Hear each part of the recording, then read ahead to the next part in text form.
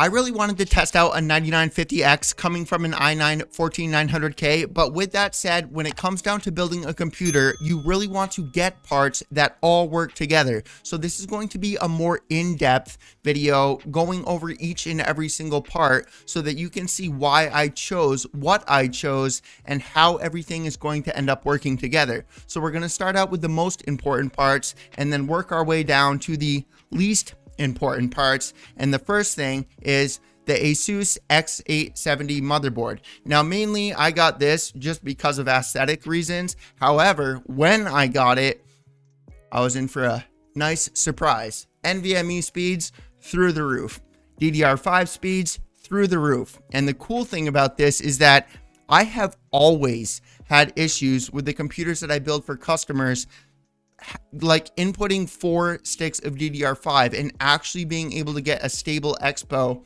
profile. This is the first time with 4 sticks of DDR5 RAM that I have actually been able to get that expo profile and have the computer be stable, which is literally what I am using right now. 8,000 megahertz of DDR5, 4 sticks. Intel cannot even do that, at least from what I have done with Intel so far. With that said, we are going to be doing a new X870 or X890. The motherboards are so confusing now, especially with Intel going over their Ultra 7 265K. I even had to look at the box. However, the motherboard is not here yet, so that is why we're not going to be comparing that. I also had a RTX 4080 Super in this computer, and we're also going to be benchmarking that in comparison to the MSI RTX 4070 Ti Super, which is what is in the computer right now. I will have B-roll on screen for you just so that you can see that we do have the exact same computer using 2 different graphics cards. And the reason that I am doing this is because I know that there's a lot of people with mixed like whatever. Either people want it for gaming, or they want it for content creation, or they want the best of both worlds. And that is why I'm using the 4070 and the 4080, just so that we can get a comparison and the difference when it comes down to video editing, video rendering, gaming performance, and that kind of stuff. I'm fully aware that the 9950X is not necessarily a gaming CPU. Real quick, just wanted to say that if you would like a PC from me, my Facebook business page is linked down in the description below. I do not charge you anything other than the cost of parts, which I do in fact give you a full list of everything with the final cost before I order it all with my own money. You do not pay me anything until you see the video, the performance, the benchmarks, and all of that kind of stuff. So again, link down in the description below. But from my experience so far with editing videos on this computer, it is performing extremely well. So when it comes down to the motherboard, I know that was a really long, rambling explanation of the motherboard, but it really does. When you get a motherboard, man, you really want to make sure that it is good.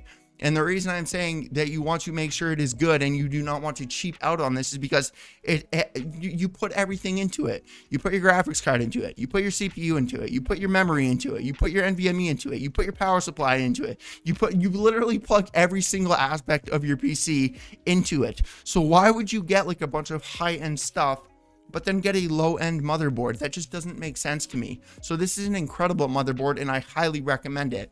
So the graphics card, mixed bag here because we did choose 2 graphics cards. And yes, I know we are going from most important to least important. It was kind of I didn't know whether or not to put the GPU next or the CPU next. But for me, in my opinion, dude, the motherboard is the most important part. So the 4070 Ti, the MSI one that we have in here, and we also have a Gigabyte RTX 4080 Super that we're going to be testing in comparison. The MSI graphics card, the only negative reviews that I have seen on this thing is people saying that they're not able to change the RGB color.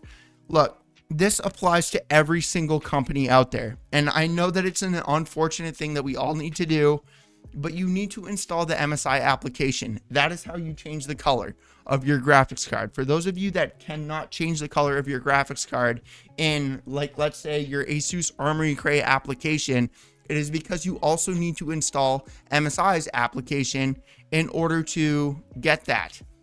unfortunately, it is just an unfortunate truth.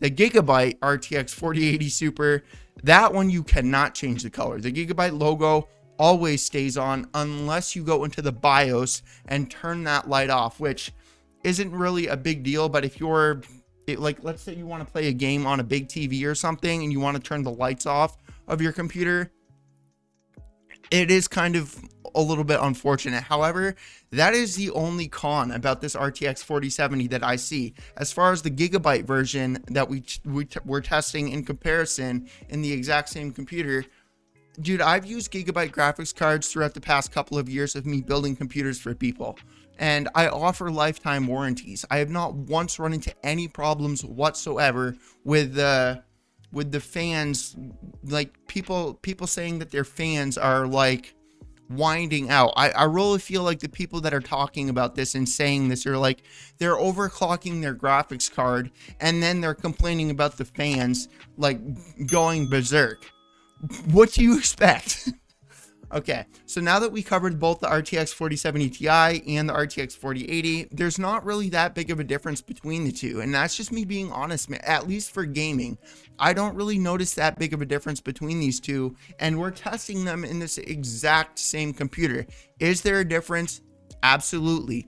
Is the difference worth it to you? I personally don't think it. And that is where I am coming from on that end. I'm not talking about, okay, this RTX 4070 gets 100 FPS and then the RTX 4080 gets 130 FPS, because yes, that 30 FPS is a big increase, but is that worth it to you?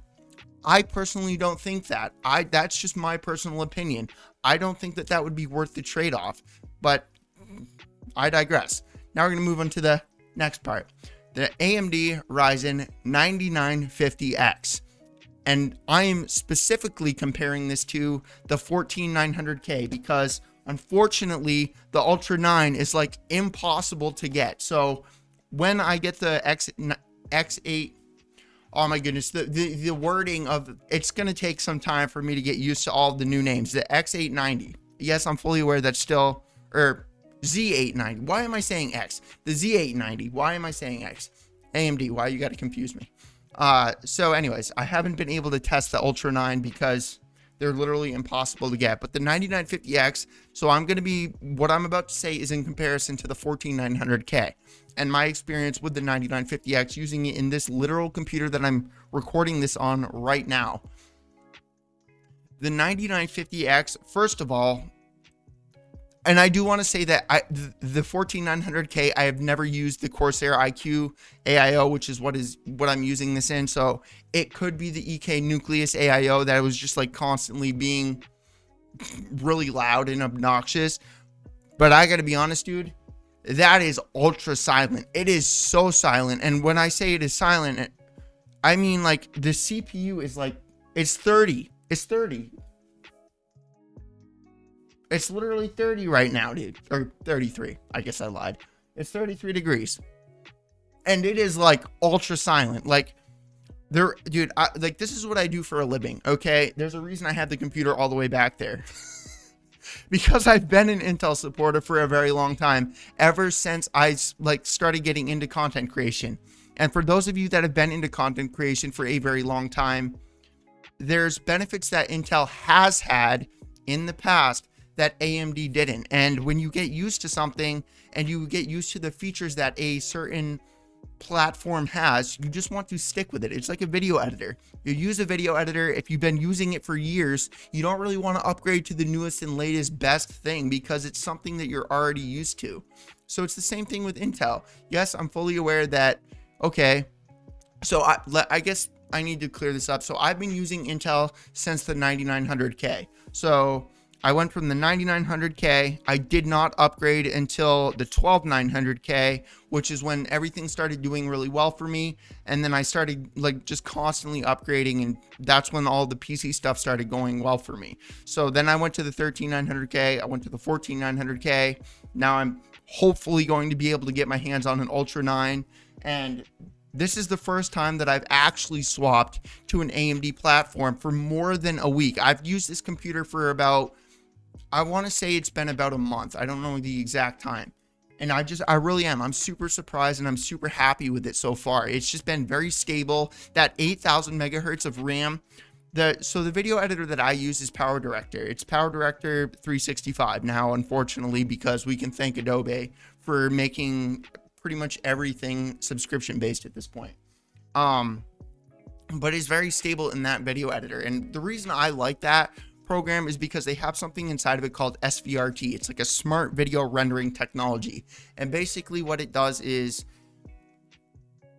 when you select that, if you use like a CBR or a constant bit rate rather than a VBR, which is a variable bit rate, you're able to input that file into the video editor. And because it's a CBR, it's a constant bit rate, it is able to take the file and it only renders out the edits that you actually do to it. So you can quite literally have a, like, let's say a 10-hour 4K video, put it in there, make a couple of cuts, and it like zooms through the editing process within, like, I want to say probably like 20 or 30 seconds. Literally, I'm being serious. Like a 10-hour video, you can render out in like 30 seconds because it only renders out the cuts.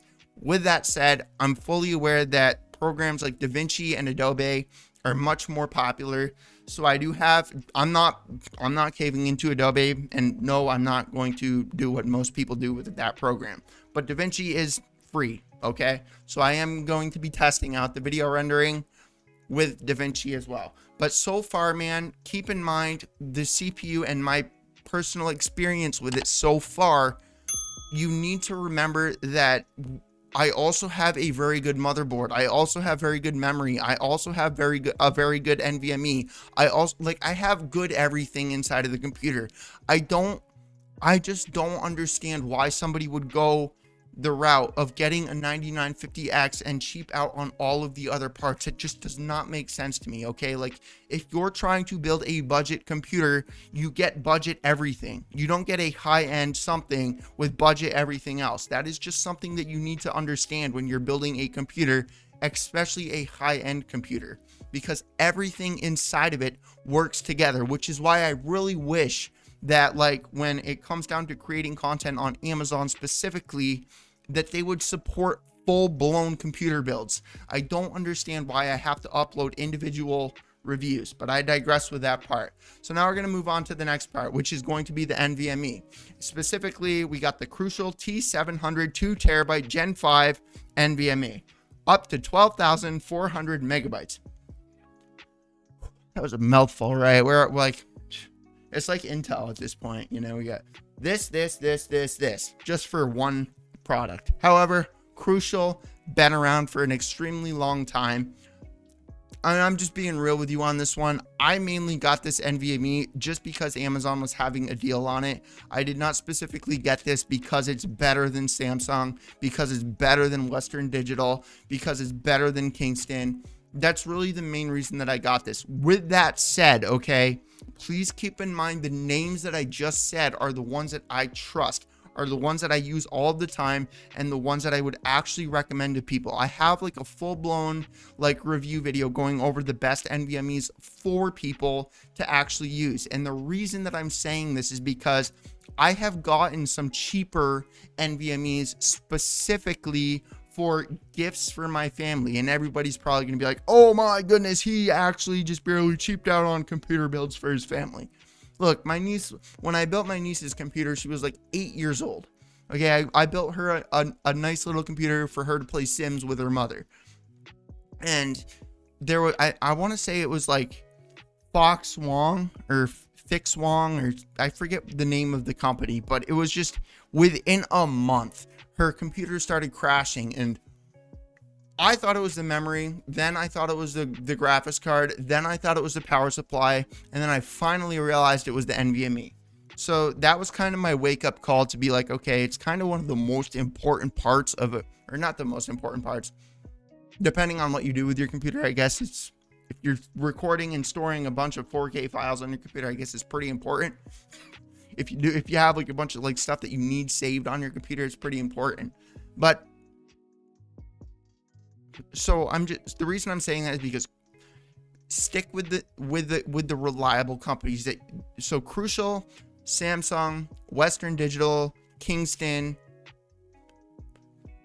I know there's another one, but I can't think of it off the top of my head. Those are so anyway, those are the ones that are like popping right into my mind immediately.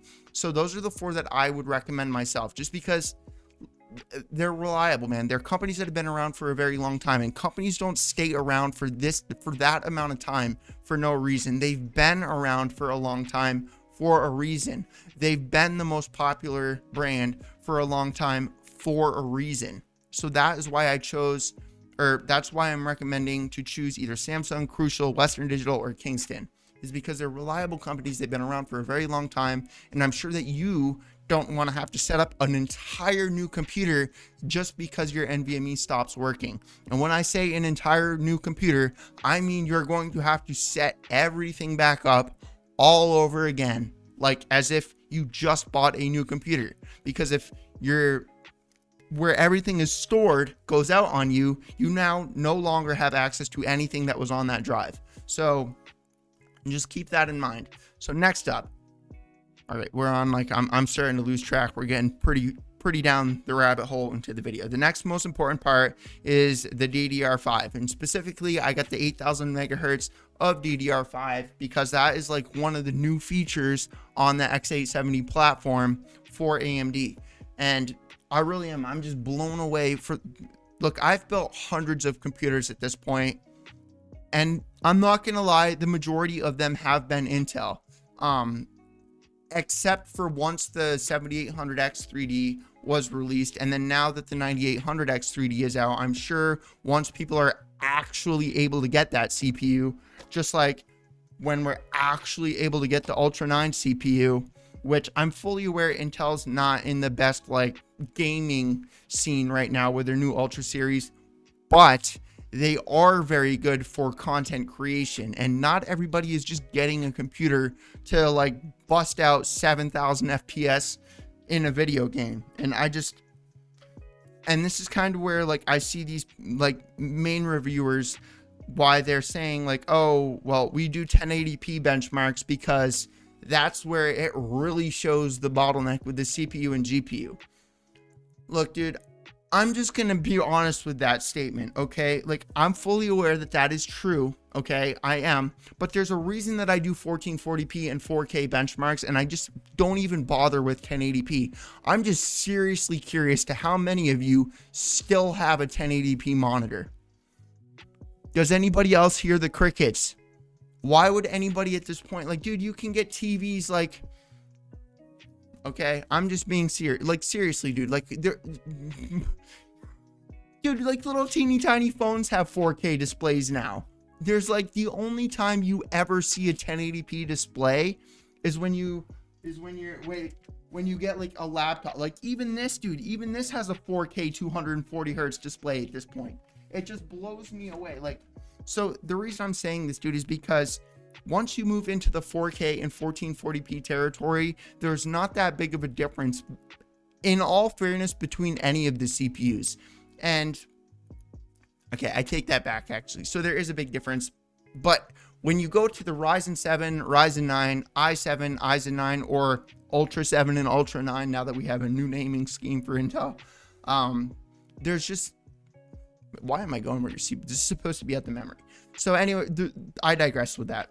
So the reason I was saying that is because the computers that I've built have mainly been Intel. So, but with that said, the 7800X 3D, the 9800X 3D, I have done obviously a lot of AMD builds as well. I've built hundreds of computers. Of course, there's some AMD in there, but the majority of them have been Intel.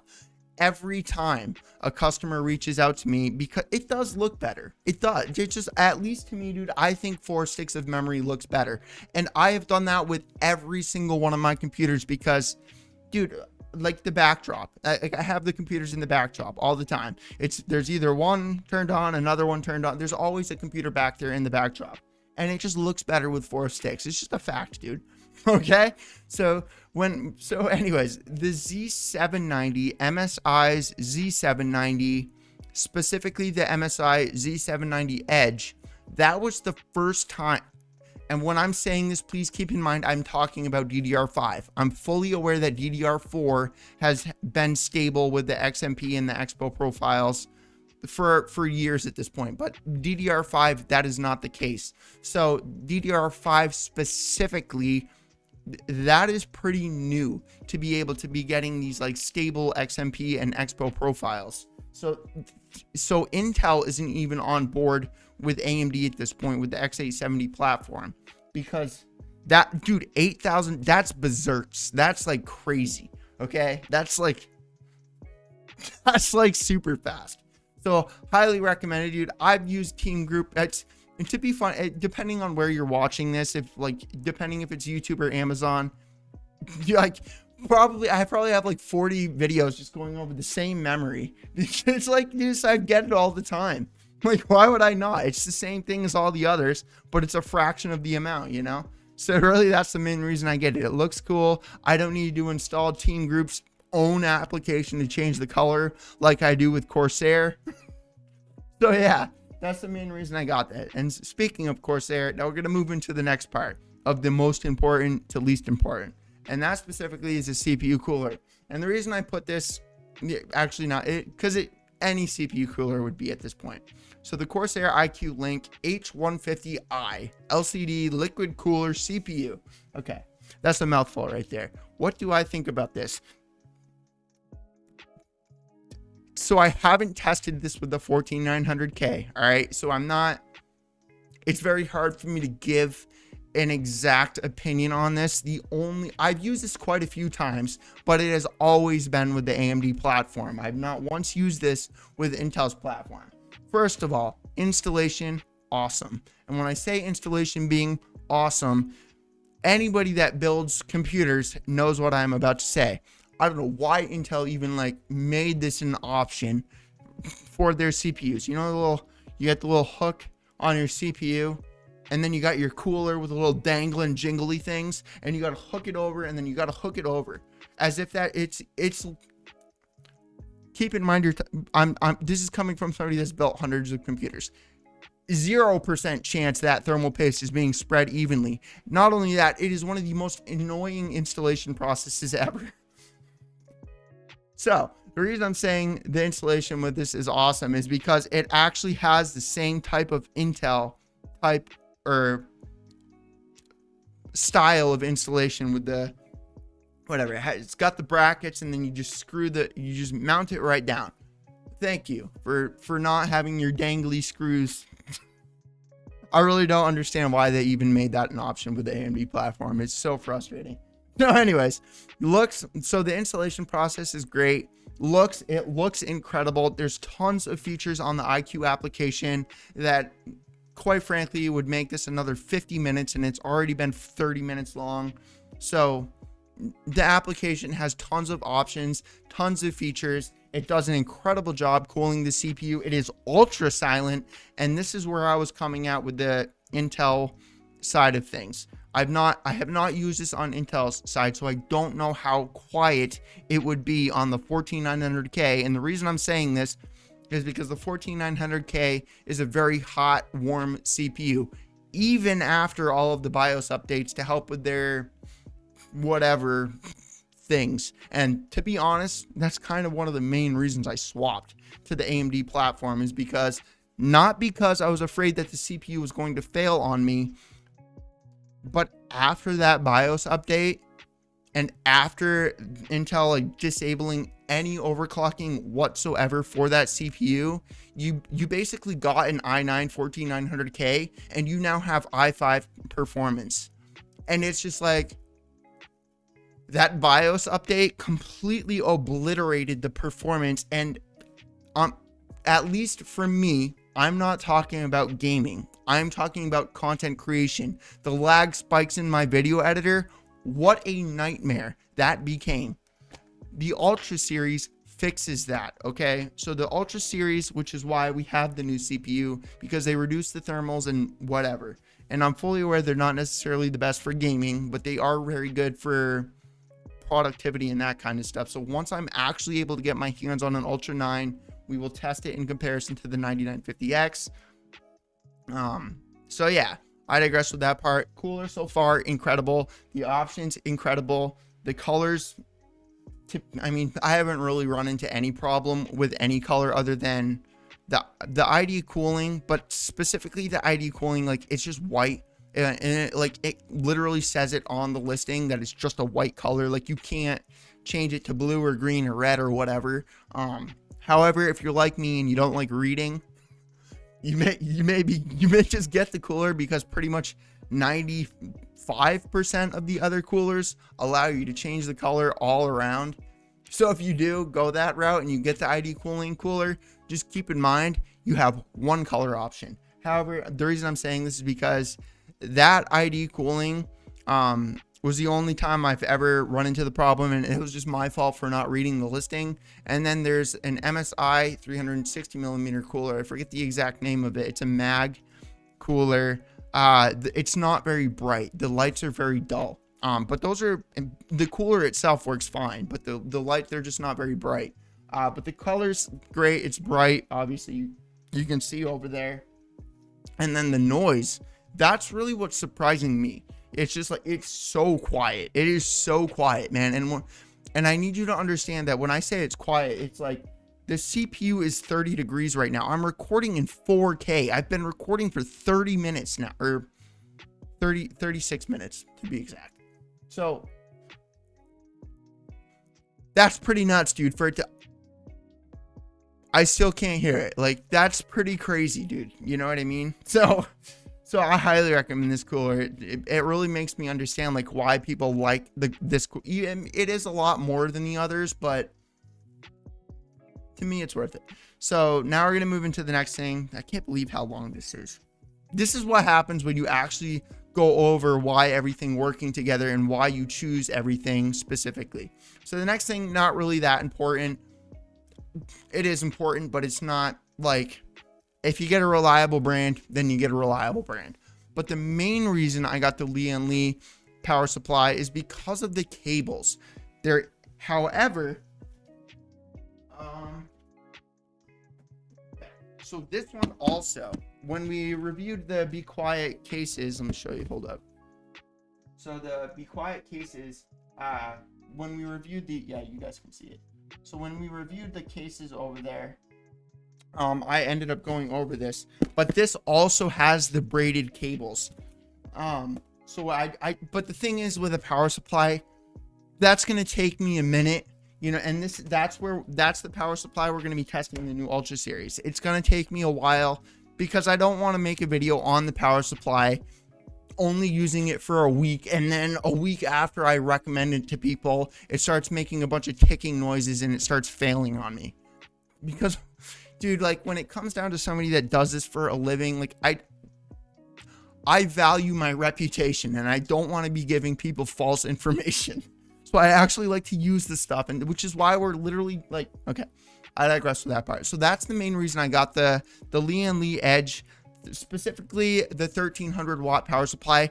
And look, I'm fully aware 1300 watts is totally overkill for a RTX 4080 and RTX 4090 and a RTX 4070, which is what we've put inside of this computer, just so that we can get the numbers in comparison to the exact same computer, which is why I really I don't like it when people use benchmarks from the past, which is why you see, if you go look at the Ultra series and you go look at the new 9000 series of AMD, if you look at the benchmarks across the board from all kinds of different creators, the numbers are totally different across the board. And like, Intel is on top, like superior in one person's thing, and then AMD is superior in another person. And the reason that this is happening, dude, is because we have people testing a 4090 on a B650 motherboard, and then another person testing it on a normal Z790 motherboard, and then another person testing it with the most extreme overclockable motherboard with the most extreme XMP profile. And like, so it's like, dude, when people do that and they overclock and they give benchmarks, I just don't understand it, dude. And I'm not saying that the numbers are so far off, but when, at least to me, man, because I'm making content on computer builds, like actual computer builds, so I don't like using old benchmarks for a computer that isn't the same computer. Like, I like to actually test a 4070, a 4080, and a 4090 in the exact same computer with the exact same parts, because if I don't, and I use a 4090 in this computer and then a 4090 in that computer, it's like, it's two different platforms. Of course the numbers are going to be way different. Whereas and that's specifically for GPU reviews, but hey, let's go ahead and move on. The reason I got the 1300 watt power supply, I really do, I'm the best talker on the planet. So the reason I got the Lian Li's 1300 watt power supply is because the 50 series is going to be coming out, and I don't know how, like, just based off the past, okay? First of all, I don't even know what the 5090 is going to be, so I don't even know if I'm going to be able to afford it. Because from what we're seeing, dude, like, that's got the Blackwell chip in it. And when I say, there's so many naming changes as of recently, so I don't know if I'm saying that correctly, but it's got their highest, like 6-figure AI chip in it, dude. So I don't even know how much that's gonna be. All right, so the reason I got the 1300 watt power supply is just to play it safe, so that if the 5090 comes out and it needs two power supplies, as an example, because they're actually, so there are not two power supplies, but there are certain power supplies, and I don't think this one has it, actually. Anyways, so I know MSI has it specifically. There's two 40 series adapters on one of the new MSI power supplies, and I'm hoping that's not for the 50 series of graphics cards needing two of the whatever, I forget what the power, so what is this, the PCI E5, so the 600 watt, whatever, this I'm so glad that this is over here. This isn't the Lian Li power supply, but this cable right here is what I'm talking about. There's power supplies that have two of those now. And I'm hoping that's not for the 50 series. But anyways, I digress with that part. We're going to move on now. I went way too down the rabbit hole with the power supply. This is such a long video. Oh my goodness. The case. The case, the Antec C8, I've used quite a few times. The quality of it feels great. It's on par with Lian Li's. And the reason I'm using that Lian Li as an example here is because, unfortunately, dude, Lian Li is constantly selling out. And I'm sure that if you're looking at cases like this, I'm pretty sure there's a good percentage of you that searched for Lian Li's case and you realized the one you want isn't even showing up, and it's because it's sold out. It's constantly being sold out. So that's really the main reason that I even attempted to get this for the first time. And why? So then we also have the 2B quad, the light base 900 is under this one right here. You can kind of see it right here. That case is beautiful. I love that case. It's so nice. But I built this in this case before that was even available on the market. So that's the reason I got this. If I didn't get this case before Be Quiet's came out, I definitely would have gotten Be Quiet's cases, because it's just, the early is an awesome case. It's super. It is a lot more though, so you got to keep that in mind. But the case itself, it feels very good. It feels premium. It feels good. It's just there's not the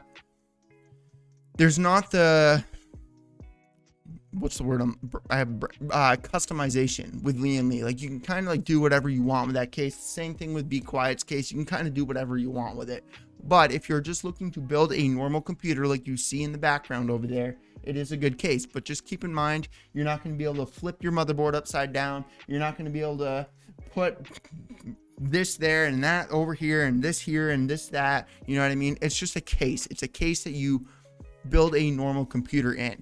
It is a little bit larger. It's not like the Lian Li 011 Dynamic Evo. It's not specifically that same size. It is a little bit bigger, which is why you kind of see the the 4070 isn't like necessarily like, it doesn't look massive, even though it is a massive GPU. And then the B-roll, hopefully I'll remember up to this point since we've been recording for 45 minutes. Hopefully, video editor, go ahead and put B-roll of the 4080 that I have in it as well, so that you can see it's just the case that makes the graphics card look small, but those graphics cards are massive. It's just the case is pretty big. But other than that, dude, I don't have any complaints with the case. I mean, it's a good case. It's going to support, if you have a 360 millimeter and you're using a 14900 case specifically, you don't really need this for AMD. But if you want to push pull with your 360 millimeter AIO, you can definitely do that with this. So yeah, I digress. Great case. And that, my friends, is the end. We didn't get any power supply extensions because Lee comes with actually nice cables. Thank you. And yeah, that, my friends, is a long piece of content for you. So highly recommend everything inside of this computer. I've been very happy with every single part that I used, and hopefully you guys enjoyed me talking for 50 minutes. And I'm probably going to edit this down quite a bit because there's definitely some sections that I need to be editing down. Peace.